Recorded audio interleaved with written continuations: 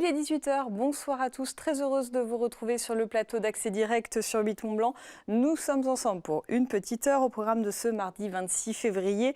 De l'actu, de bonnes idées, de très belles images et bien sûr le JT. Les agriculteurs ont connu une année 2018 difficile, une sécheresse longue et rigoureuse a marqué l'été mais aussi l'automne. Des aides devraient se mettre en place, on en parle tout à l'heure avec le vice-président de la Chambre d'agriculture. Nous parlerons aussi avenir et orientation avec le cofondateur de Prismo. L'entreprise renouvelle le bon vieux CV pour le rendre plus attractif et plus humain. Son idée, un profil en 3D. Et enfin, une rencontre avec un passionné d'images et de montagne tout à l'heure. Mathis Dumas est photographe et alpiniste. Nous découvrirons ces belles images tout à l'heure. Mais avant, comme chaque soir, on commence avec les titres du JT. Salut Victoria. Salut Fanette. Et on commence avec un peu d'automobile pour nous faire plaisir. Oui, le fameux salon international de l'automobile de Genève qui ouvrira ses portes au grand public à partir du 7 mars, c'est jeudi prochain. Et Jean-Paul Crespi est allé voir comment se déroulent les préparatifs. Palexpo qui a des airs de chantier en ce moment. Et puis les coulisses du téléphérique du Salève.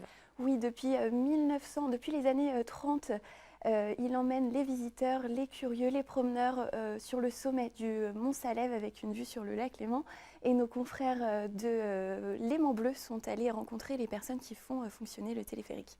Merci Victoria, on te retrouve tout à l'heure. Petit changement de programme, ce sont les joies du direct, donc on n'attaque pas avec l'actu, mais avec une belle initiative, celle de Thomas Bonnefoy, l'un des cofondateurs de Prismo. Bonsoir. Bonsoir Annette. Merci d'être sur le plateau d'Accès Direct. Merci de m'accueillir. Alors, vous avez créé avec 3 amis Prismo en 2017. Après, si j'ai bien compris, des expériences professionnelles différentes et un peu décevantes. Vous avez voulu créer, disons, du coup, votre propre modèle. C'est ça. On a été tous dans des grands groupes, en fait, leaders de leur marché. Et il y avait une très belle promesse qui avait été délivrée, en fait, pendant les processus de recrutement et d'intégration. Notamment des jeux de valeur, etc. On pensait s'affilier à l'image de ces boîtes et on s'est rendu compte qu'il y avait un écart en fait, entre cette belle marque employeur, cette belle vitrine communiquée à l'externe par un certain nombre de ces grands groupes, pas tous heureusement, et la réalité RH interne. Et aujourd'hui, ça c'est la cause de plus d'un tiers des démissions, ce gap qui existe entre la belle vitrine externe, la marque employeur et la réalité RH interne vécue par les collaborateurs. Et donc vous, avec Prismo, qu'est-ce que vous avez voulu créer ? Alors on a commencé à réfléchir, à concevoir les premiers contours de ce qu'allait être Prismo pendant qu'on était en poste. Et puis depuis qu'on a lancé la boîte, donc là à peu près mi-2017, on a itéré avec le marché, prototypé. Et ce que vous voyez là à l'écran, ça c'est le cœur de c'est le ce cœur que du vous avez fonctionnement, créé. exactement. En fait, pour adresser cet écart, on a créé le prisme. Et le prisme, c'est un profil professionnel, une vitrine qui va venir valoriser qui vous êtes vraiment en tant qu'individu ou aussi en tant qu'entreprise. Ça, c'est hyper important de le garder en tête. Donc là, concrètement, tout le monde peut se connecter à Prismo.io, notre application web, depuis octobre 2018. On l'a ouvert au grand public et se créer gratuitement, construire gratuitement son prisme, donc en renseignant ses expériences, ses formations, en le traduisant en compétences techniques et en venant également valoriser ses forces de personnalité. Et du coup, une fois qu'on a créé son prisme, l'idée c'est quoi ? C'est de l'envoyer quand on candidate quelque part pour que l'entreprise nous connaisse mieux. C'est plus personnel, plus humain qu'un CV ? Alors, il y a plusieurs utilisations. L'utilisation, c'est déjà de faire un état des lieux, un bilan de ce qu'on a en fait aujourd'hui en tant qu'individu. Donc, c'est très difficile de mettre des mots sur la compétence ou les forces de personnalité. Donc, c'est déjà de faire un état de l'art. On peut également indiquer ce sur quoi je veux monter en compétence, donc de donner de la profondeur à une direction à notre profil. Et puis oui, après, c'est plutôt dans une logique, on va plutôt retrouver des personnes qui ont une posture de candidat. Donc, en créant son prisme et en construisant son prisme sur Prismo.io, on a un URL en fait qui nous est dédié. Donc c'est un lien. Un lien exactement, qu'on peut récupérer, qu'on peut venir partager à de futurs potentiels employeurs. On a déjà des candidats qui sont inscrits sur Prismo. Et mon associé Rémi, par exemple, il a vu des CV avec un lien hypertexte où on clique et on va voir le prisme du candidat, par exemple. Ça peut intéresser les entreprises, que vous avez parlé de l'écart qu'il peut y avoir entre ce qu'attendent les salariés, ce qu'attendent les grands groupes, etc. Ça, l'idée, c'est aussi que ça parle aux entreprises, que ce soit vraiment du gagnant-gagnant. C'est ça. En fait, l'objectif, c'est d'avoir une même logique d'affichage. Donc, à manière d'un réseau social, l'entreprise, elle va se connecter à Prismo.io, pouvoir se créer une page entreprise gratuitement et construire son prisme. Comment elle va le faire ? En fait, elle va inviter ses collaborateurs à rejoindre Prismo.io, tout ça gratuitement, à construire leur prisme. Et en fait, en les invitant à rejoindre sa page, elle va faire la somme de tous les prismes de ses collaborateurs et construire un grand prisme, un prisme entreprise qui va venir valoriser en vitrine. Et donc, ce qui va venir valoriser en vitrine, c'est finalement ses salariés, par le biais de leur prisme, et les compétences, l'environnement technique existant dans sa boîte et l'environnement de personnalité. Donc, ça permet de mieux se projeter, d'avoir une vitrine qui est un peu plus authentique de ce qu'on va retrouver réellement dans une boîte. Et c'est détenu, cette culture d'entreprise, elle est détenue par les collaborateurs. Et c'est ce qu'on vient adresser en laissant la possibilité de construire un prisme entreprise. Ça peut contribuer à réduire ce fameux écart qui vous a déçu quand vous êtes retrouvé dans ces grands groupes? Alors, on ne va pas se mentir, on ne va pas adresser toutes les problématiques RH. Il y a tellement de problématiques. On est dans un monde qui se transforme, on n'est pas les seuls aujourd'hui à se lancer sur ce créneau. En fait, on a intégré ensuite des fonctionnalités un peu plus poussées, des fonctionnalités premium, pour que ces entreprises... Qui vous permettent, je suppose, de vivre?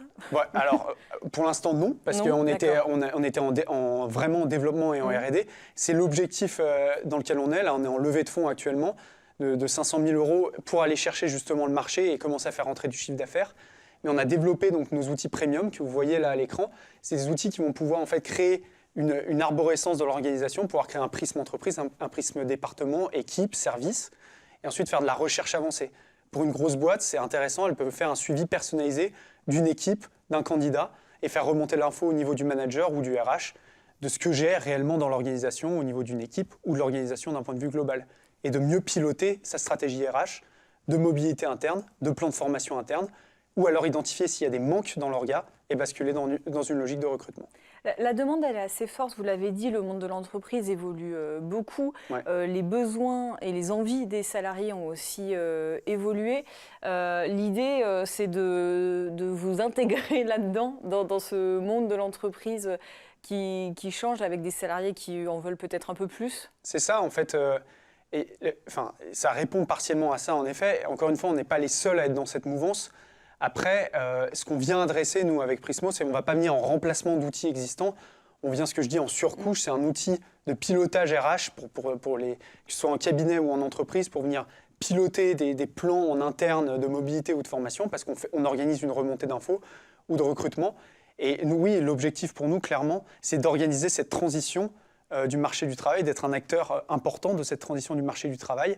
Et elle passe par une myriade d'outils. Nous, on espère être un outil important dans les années à venir, au niveau d'abord régional, ensuite national transfrontalier, et on a des ambitions d'aller à l'Europe d'ici 2023.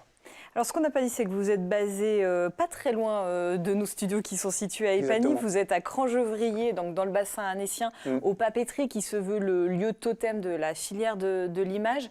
Un lieu comme ça, c'était important pour vous, en tant que start-up, d'être présent dans un lieu un peu... Voilà, où il se passe plein de choses, disons. Oui, vous voyez, il y a une grosse dimension. On n'a pas seulement un CV, on a beaucoup travaillé sur l'image, la forme, etc. C'est important de nous affilier à un pôle comme ça qui est quand même très dynamique, qui est moteur du festival d'animation. C'était un peu une aubaine pour nous d'avoir un bâtiment comme ça qui s'est lancé récemment dans le bassin annécien. On s'entend très bien avec ceux qui poussent les papeteries. Il y a des synergies qui se mettent graduellement en place avec un certain nombre d'acteurs et de jeunes startups ou de jeunes projets et des projets en accélération aussi au sein des papeteries. Donc pour nous, c'est bénéfique, c'est une vitrine et on espère que cette vitrine ne va que se déployer dans les années à venir. Ça allait être ma dernière question. Prismo dans 5 ans d'être à l'Europe, d'avoir beaucoup d'utilisateurs. Mais la vocation première, nous, on s'est lancé dans l'entrepreneuriat, on n'est pas des entrepreneurs nés. On porte une vision, on porte une mission. La mission, c'est justement d'organiser cette transition du marché du travail, d'apporter de la valeur. Et on ne vient pas en remplacement de l'humain, on vient en support de l'humain, on vient donner des outils aux professionnels RH, pas en leur piquant leur travail, mais pour valoriser leur job. Et donc, c'est de pouvoir pousser cette vision au-delà des frontières et organiser cette transition à notre niveau, à notre échelle, le plus modestement, mais aussi avec le plus d'ambition possible. Beau programme, merci beaucoup. Merci à vous. Et donc, je rappelle le site internet prismo.io. Oui. Merci Thomas d'être venu sur le plateau. Merci bien. Merci à vous. Je vous laisse rejoindre la régie. Je reçois un photographe alpiniste multicasquette. On va en parler. Mathis Dumas, bonsoir. Bonsoir. Alors, donc, vous êtes guide, photographe, athlète, réalisateur, multicasquette. Le point commun à tout ça, si je puis dire, c'est la montagne. C'est vraiment le fil conducteur de votre ambition, vos envies? Bah oui, depuis toujours. Moi, ça a toujours été la montagne et surtout la haute montagne. C'est ce qui me fait vibrer. Vous êtes basé d'ailleurs à Chamonix, donc c'est pas un hasard. Moi, je suis basé à Chamonix. Par contre, je viens d'Ardèche. Donc, il y a eu un long parcours entre-temps. Mais effectivement, être à Chamonix, ça permet d'être au cœur de l'activité haute montagne, quoi. Alors comment vous êtes arrivé là? Parce que vous avez été membre quelques années de l'équipe de France de cascade sur glace. Là aujourd'hui vous travaillez pour des grandes marques, pour des grands magazines comme Montagne Mag dont on parle de temps en temps sur l'antenne. Comment vous êtes arrivé là? C'était un long parcours, une espèce de parcours du combattant qui a débuté après le collège, là où j'étais en Ardèche. Je suis parti du coup en Savoie. Je suis allé au lycée des métiers de la montagne à Saint-Michel-de-Maurienne. Et puis après, j'ai fait des études en alternance dans le milieu des remontées mécaniques. Et en parallèle, j'ai fait ma liste de courses pour le guide et maintenant je suis aspirant guide de haute montagne. Je finis cette année le diplôme de guide de haute montagne et en même temps, je travaille comme photographe qui occupe maintenant une grosse partie de mon temps. Donc voilà, et puis entre-temps, il y a eu les équipes de glace, il y a eu pas mal de choses qui ont amené à là où j'en suis aujourd'hui. Ça a toujours été l'objectif, la photo. Enfin là maintenant vous êtes en train de préparer guide, mais ça a tout le temps été un rêve en perspective, disons. Alors la photo, c'est arrivé un petit peu au cours des choses. C'est-à-dire que vu là où je viens, en fait, les gens ils connaissent pas la montagne. Mes parents ils connaissaient pas trop la haute montagne et cet univers-là. Et j'ai toujours envie de montrer aux autres ce que je faisais et surtout à mes parents, je voulais leur montrer ce que je faisais en montagne. Et du coup, j'ai toujours pris une caméra ou un appareil photo pour montrer ce que je faisais. Et puis, en fait, petit à petit, ça s'est professionnalisé. Et puis maintenant j'en fais carrément presque à plein temps. Il y a pas mal de monde qui propose des images, surtout dans le coin de Chamonix, des images de haute montagne. Votre patte à vous, elle est où? Moi, ma patte à moi, c'est-à-dire que moi, du coup, je suis quand même athlète à la base, enfin, plutôt athlète et guide. Et du coup, j'arrive à suivre les athlètes dans leur univers et à être vraiment près d'eux et à faire des choses quasiment en simultané. Et on va dire, l'avantage pour moi, il a vraiment été là, c'était de pouvoir faire les choses avec les athlètes, quoi. Contrairement à pas mal d'autres photographes. Et après, ma patte, c'est ce côté un peu l'homme qui suit les athlètes et pouvoir capturer des moments uniques. Vous vous interdisez certaines choses que là on vous voit dans les airs. On a vu aussi des photos en haute montagne. Il y a des choses où vous n'allez pas? Il y a des endroits où vous n'allez pas? Non, moi je ne m'interdis rien. Je pratique pas mal de sports et d'activités. Et j'aime bien justement découvrir et apporter un mix dans ce que je fais. Je trouve ça très intéressant, surtout aujourd'hui avec la technologie et le développement des nouveaux produits. On arrive à mixer autant le ski que le parapente, que l'escalade. Et en plus de ça, faire des images en même temps. Et ça, je trouve ça plutôt intéressant, contrairement pour moi, c'est vraiment la nouveauté, quoi, pour se démarquer. Alors, je ne vais pas vous demander la plus belle photo ou la plus belle image, mais en tout cas, votre plus beau souvenir?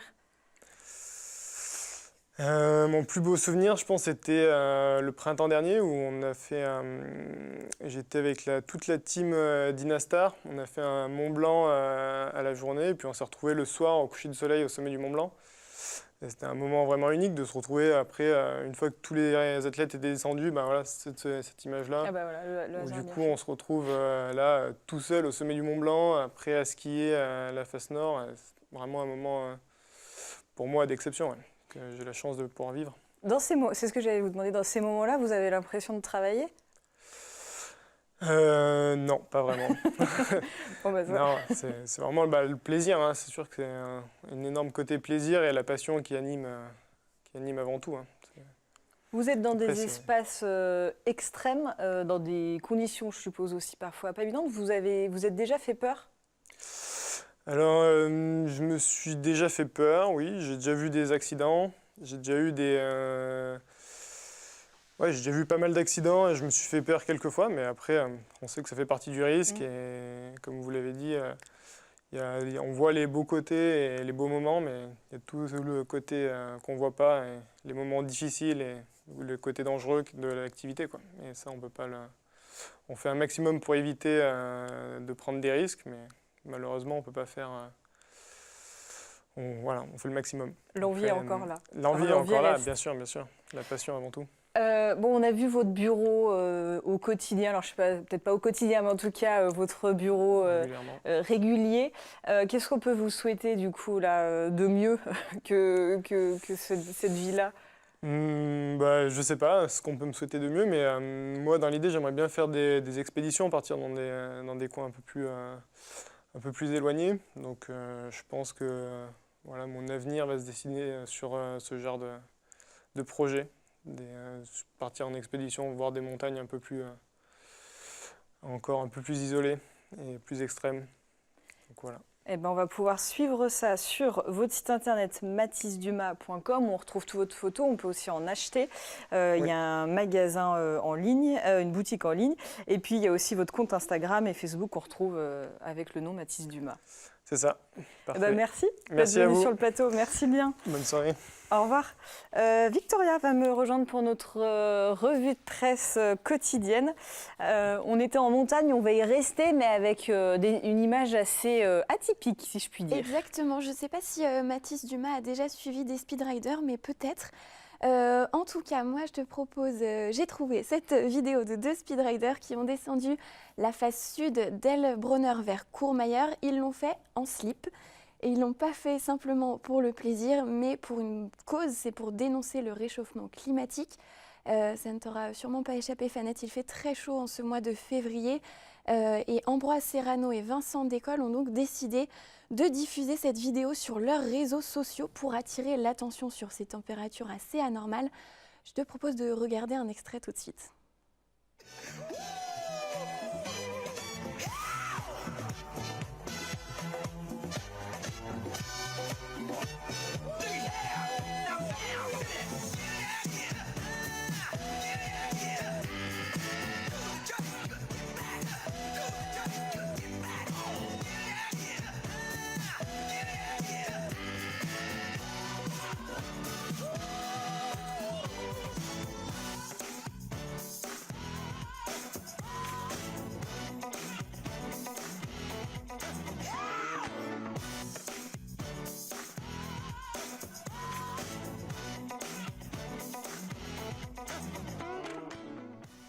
Bon, heureusement qu'il fait chaud.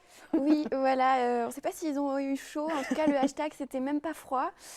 Donc, ce sont 2 speedriders confirmés. Ils ont l'habitude de poster des vidéos assez amusantes ou impressionnantes. Cette vidéo-là, elle a été tournée le 16 février dernier. Donc, on les voit dévaler les pistes, les pentes du massif du Mont Blanc largement dévêtues. Et donc, pas mal de médias ont repris leurs vidéos. Là, c'était sur le 20 minutes. Et puis, tu es dans ta période petite bête. Exactement. C'est Camille qui déteint sur toi. Et donc, on va rester dans la thématique animalière. Oui, alors je ne sais pas si tu le sais, c'est la saison de la reproduction des écureuils. Et donc, le Ticodrome, c'est le centre de la faune sauvage en Isère. Met en garde les bûcherons, les promeneurs, puisqu'il faut faire attention en ce moment au nid de ces écureuils. C'est une espèce protégée par la loi et une espèce aussi très fragile. France 3 Auvergne-Rhône-Alpes explique dans cet article que le centre va recueillir notamment 3 bébés écureuils dont le nid a été détruit suite à une opération d'élagage. Le centre rappelle donc des mesures de précaution pour préserver l'espèce et ses bébés. Avant tout travaux d'élagage ou d'abattage, il faut simplement lever les yeux. Ça paraît évident, mais on peut comme ça repérer ces nids qui font à peu près 50 cm d'envergure. Ils sont faits avec de la mousse, des feuilles, des herbes séchées et ils sont généralement entre 5 à une hauteur de 5 à 15 mètres. Et puis si on voit un petit écureuil par terre, il faut tout de suite contacter le centre de sauvegarde le plus proche. En attendant, on peut tout de même le mettre dans une petite boîte en carton avec une petite bouillotte, mais il reste des animaux sauvages, donc il vaut mieux faire appel aux professionnels. D'ailleurs, on ne peut pas garder un écureuil roux comme celui-ci chez soi, puisque c'est interdit par la loi. Donc vraiment, laissez faire les professionnels et soyez attentifs si vous vous promenez en forêt. Fanette, on reste dans les animaux. Tu nous parles, toi, d'un sauvetage un Oui, peu là spécial. aussi, prudent, si je puis dire. En fait, ce sont 3 chevaux qui se sont échappés ce matin vers Chilinge, qui se sont échappés de leur parc. Et il y a l'une de ces juments qui s'est retrouvée en fait dans la piscine privée d'un particulier qui n'a pas dû vraiment comprendre ce qui se passait. Et il a fallu faire assez vite parce que du coup, le cheval s'est épuisé. Ça a été posté par les pompiers de Haute-Savoie dans la journée. Une quinzaine de personnes est intervenue entre les voisins, le propriétaire de la jument, les pompiers. Il y avait aussi des vétérinaires sur place. Donc finalement, plus de peur que de mal, mais ça pèse quand même 600 kilos. Donc voilà, ça a été une opération assez sport, si je puis dire. Ça doit être assez impressionnant Voilà. de faire cette découverte dans sa piscine, en tout Oui, cas. ça doit surprendre à l'heure du café. Bon, tout est rentré dans l'ordre, en tout cas. Tout est rentré dans l'ordre et la jument va bien. On passe à un tout autre sujet. Il paraît que le ski est bon pour le moral. Voilà, alors on sait que c'est sympa déjà, et c'est aussi bon pour le moral et le cœur. En fait, c'est un article du Monde qui revient sur les quelques études scientifiques, elles sont peu nombreuses, consacrées à ce sujet. Il y a notamment une étude qui a été menée par une équipe de l'université d'Innsbruck en 2013 qui montre que la pratique du ski, que plus la pratique du ski est importante, plus les sportifs sont en bonne santé. Ceux qui skient le plus souvent dans l'année sont moins exposés que les pratiquants occasionnels au stress et à des troubles de mémoire, des résultats qui sont assez significatifs sur le plan statistique. Donc il semblerait bien qu'il y ait un vrai effet. Et puis autre renseignement, ces bénéfices sont liés au caractère fractionné en fait, de l'activité, puisqu'il y a des efforts assez intenses quand on descend et puis là, on récupère quand on remonte. Il y a aussi l'altitude et le froid qui déclenchent plein de choses dans le corps. Donc voilà, encore une bonne raison d'aller au ski. On va essayer d'en profiter encore voilà, plus d'ici la fin de la saison. Puisqu'il fait beau. Donc voilà, donc ça c'était à lire sur le site du Monde.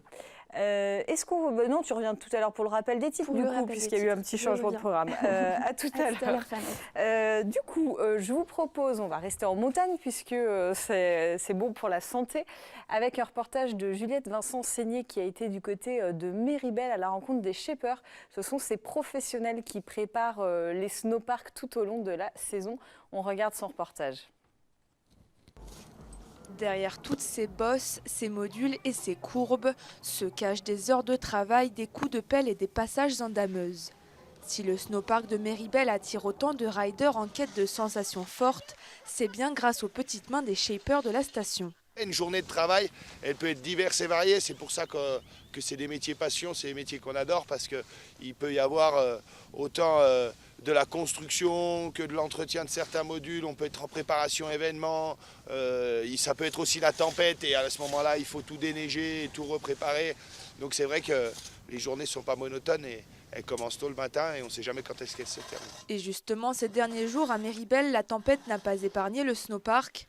Pour Alex et Théo, il faut remodeler certains espaces et sculpter les tremplins. On est en train de préparer un module qui sera ouvert demain, qu'on a refait cette nuit, parce qu'avec la tempête des jours précédents, il a fallu qu'on enlève la neige, qu'on sorte toutes nos boxes et qu'on remette tous ces modules en place. On est en train de finir de faire propre sur l'ensemble de la zone. L'entretien des modules doit se faire tous les jours. Et pas question d'en oublier un, car le lendemain, ce serait la chute assurée. La neige est dégradée avec le passage des skieurs et le fait qu'ils freinent à l'intérieur. Ça met la neige sur les côtés et il faut remettre tous les jours, tous les soirs de niveau pour qu'il n'y ait pas de danger et pas de trous notamment. Le soleil se couche sur la station. Les dameurs prennent donc le relais. Ce soir, ils sont 2 pour faire vivre le snowpark. Julien prend les commandes jusqu'à 2 h du matin. Tous les soirs, on commence par l'entretien courant du snowpark, donc recharger les bosses le soir, recharger les réceptions, un peu de construction pour modifier un peu tous les modules du snowpark pour que ça change, que ce soit varié et que ceux qui viennent rider assez régulièrement ne se retrouvent pas tout le temps sur les mêmes runs. Il faut avoir un bon toucher de l'âme, essayer d'avoir une bonne visualisation du travail et puis après c'est un peu de tact. La jeune équipe le sait, être shaper, ce n'est pas compter ses heures. C'est une philosophie de vie pour ces amoureux de la neige qui ne s'imagineraient nulle part ailleurs. Avant de retrouver Victoria pour le rappel des titres, on va faire quand même un mini point sur l'agriculture puisque Christophe Léger est dans les bouchons. Donc du coup, nous parlerons de la sécheresse et des aides qui ont été apportées aux agriculteurs des Pays de Savoie dans un prochain numéro d'Accès Direct. Mais on va voir quelques images du Salon de l'Agriculture. J'en profite quand même pour vous annoncer la journée de demain. On aura 2 journalistes, Victoria et Juliette Vincent-Seigné, qui seront au Salon de l'Agriculture demain, comme chaque année, à l'occasion de la journée des Savoies. Donc il y aura évidemment des reportages dans le cadre du JT et aussi un direct sur notre page Facebook en milieu de journée. Ça permettra de faire le point sur la santé de l'agriculture savoyarde, sur les aides apportées aux agriculteurs dans le cadre de cette sécheresse 2018 et puis de vous offrir des images de ce grand rendez-vous de la plus grande ferme de France. Et d'ailleurs, du coup, j'accueille Victoria pour le rappel des titres.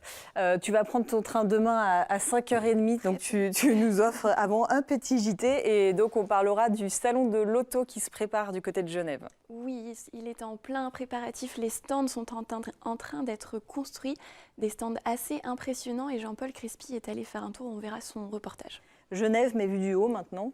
Exactement, depuis le Salève, on verra les coulisses du téléphérique du Salève et on rencontrera les personnes qui le font fonctionner grâce à un reportage de Léman Bleu.